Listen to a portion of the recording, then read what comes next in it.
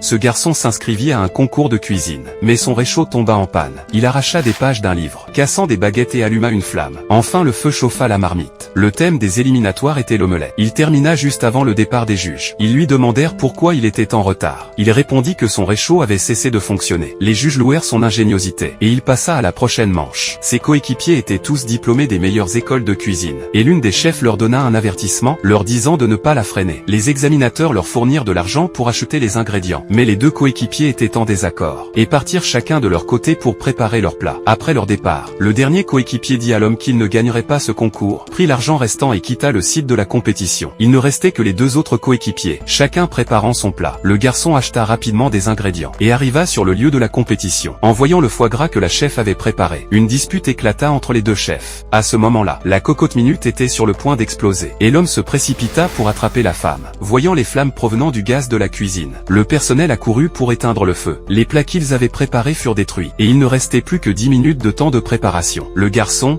regardant le riz disponible, se mit à casser des œufs, à couper des carottes en julienne, à couper le steak en morceaux, puis en petits morceaux. Tout d'abord, les plats des autres concurrents. Un plat à base de terre comestible. Et les juges étaient clairement mécontents de ce plat. Puis ce fut le bibimbap du garçon. Un plat très simple. Après l'avoir goûté, les juges regardèrent le garçon, et annoncèrent qu'ils étaient les gagnants du concours.